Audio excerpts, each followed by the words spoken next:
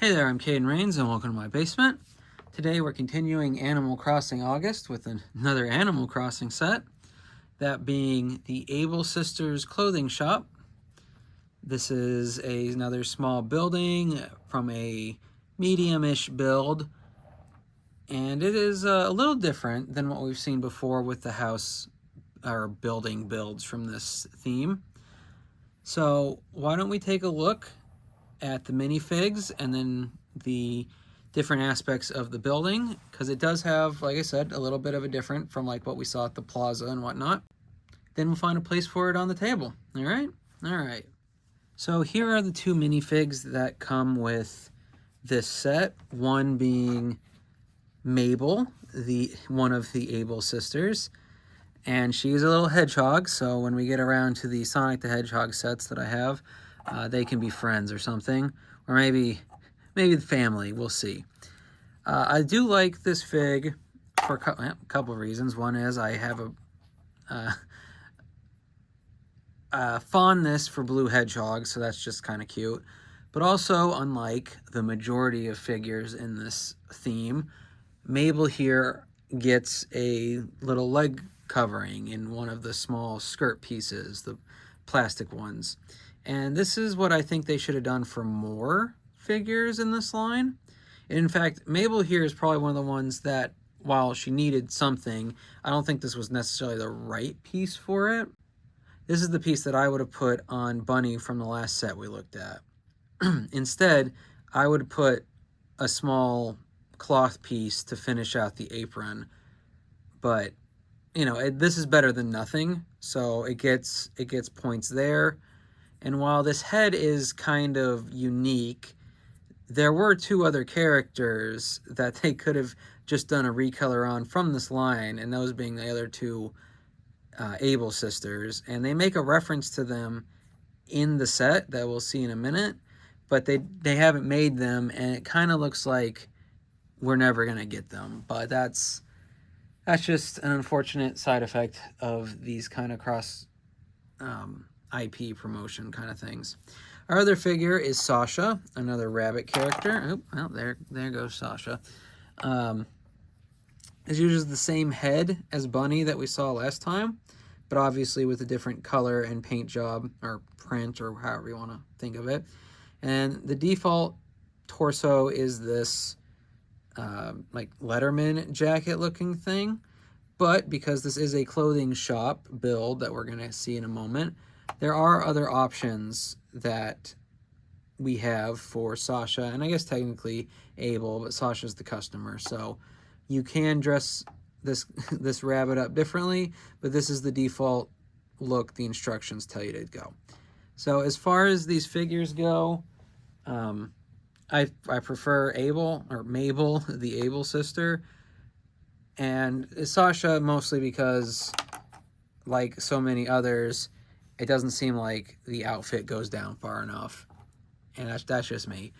But let's see what we've got going on with the building and see if that kind of lightens the mood with how this set's already going. All right. So here is the clothing shop again. And this, as I usually do with these sets, this is just how the instructions initially have the build. But there goes Mabel the Able. But like pretty much every other set that we've looked at so far, and there goes Sasha too. Cool. These Mario base plates pop apart pretty easily, including this butterfly, so that you can rearrange them. The exception being these two little outcroppings of the building itself. So these on the side here with the yellow flower and then these pink flowers, those are built into the base of the building itself, so those have to stay. So that's, I mean, that might be a bummer to you. I don't think it's terrible by any means, but it's a little different than what we've seen before. Although the Plaza build, they were bigger, but it also had outcroppings. They weren't as noticeable because they extended the length of the base the Mario base piece that the building was built on top of. So it seemed more natural, whereas these are a little less fulfilling, I don't know. But anyway, beyond the building, which we'll go into more detail in a moment, we just have a single empty plate, one that just has a fence on it, which is, these are choices. Like that's, I guess they're just so you have extra bits. So the only two that are really worth noting are these two. So we've got a stand that has a hat and sunglasses on it, and these are the type that fit in the pinholes. If I can just not lose the pieces. And that's because pretty much all of these pieces, like a lot of the mini doll hairs, have the pinholes so that you can put these small accessories on them. So that's, I mean, that's neat. I appreciate that. I've said it before. I showed you guys with like Isabel. They're sometimes on the side, but most of them are on the top. That hat just wants to do me in today. And it makes sense for things like the hats and the sunglasses. Isabel's mainly works is because hers is specifically, her intended one is like a flower. But, you know, whatever. The other, oh my God, nothing wants to stay together for me today. The other piece that you can move around is this with a little tree, and it has a little water feature. I mean, feature is a strong word. It has a water-colored base plate. Anyway, so this is a lemon tree, I would guess. Again, it's the same build we've seen. It's just got these grips to hold the lemons or whatever fruit they're supposed to be. We also have another butterfly, different than the one we looked at with the bunnies outdoor activities set, so that's neat. And yeah, so all the little outside builds are fine. None of them are, like this probably has the worst, quote unquote, because it has two blank ones of what we've seen so far. But the ones that actually have builds are fine. I don't have a problem with them doing that. I just hope that the inclusion of these Mario pieces, like I know it's part of the gimmick because it's sort of how the game works, is that you can figure out where you want everything to be. But I wonder if including those had any effect on the price or what else they decided to do with the piece count and what they did inside the house, so, or the shop. So looking at the shop now, though, I think the exterior is pretty overall fine. I like that we get this printed piece that makes it clear that this sells clothing. There's nothing on this little flag outside. It's just a green flag. I guess the green to be open, but they don't include a red one to show closed, so whatever. And then we're going to see this in other builds, but they use this cloud plate, which was originally from the Hello Kitty, from the Unikitty collectible figures line to be a cloud. And that's just built with a side piece there to look, well, not a cloud, but smoke coming out of the chimney, but it's white, so it's white cloud comes to mind. But anyway, let's look inside. And what this building has done differently than, say, the plaza is that they've taken the changeable nature of these base plates or these Mario bases and moved that into the inside as well. So let's take a closer look in there. So basically the way this interior is built is that it's lined with jumper plates and tiles so that you can take out, probably be facing that way, you can take these pieces and move them to where, however kind of setup you think would be most beneficial for this shop. I went with this look here, where as the person walks in, well, if it wants to go back in, I'm so good at this.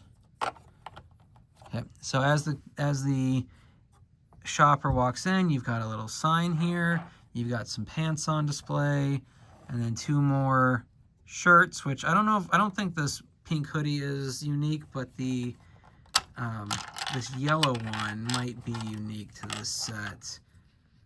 It definitely looks like one that I haven't seen before, but the hoodie look is one that gets thrown around in different colors a fair bit.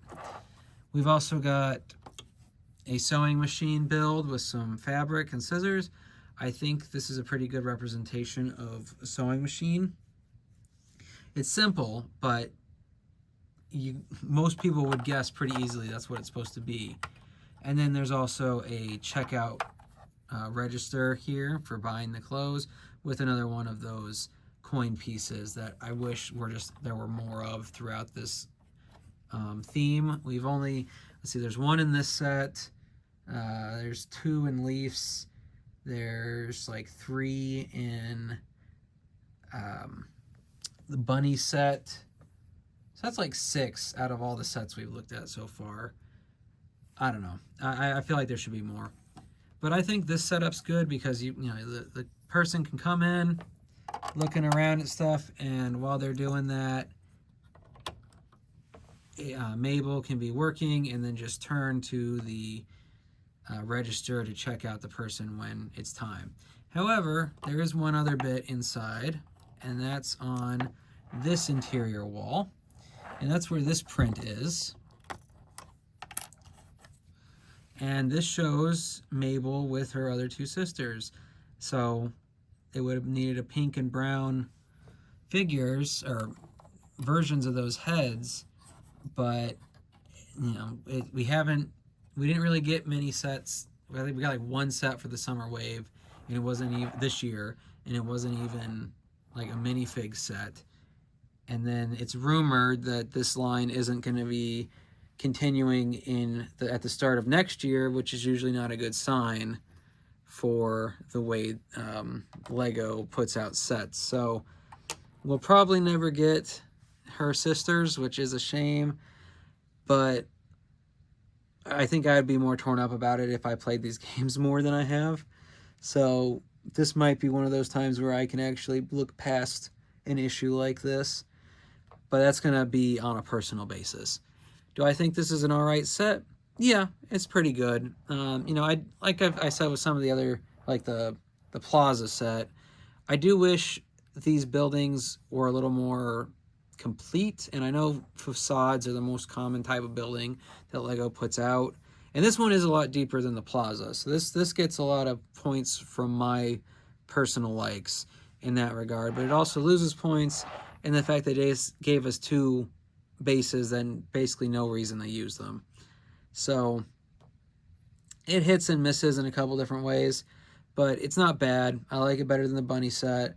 I like the building as far as its own building more than the Plaza, though as a starting point, if I decide to finish a building or make it part of another build or something, the Plaza does work better for me, just as like a visual something to look at.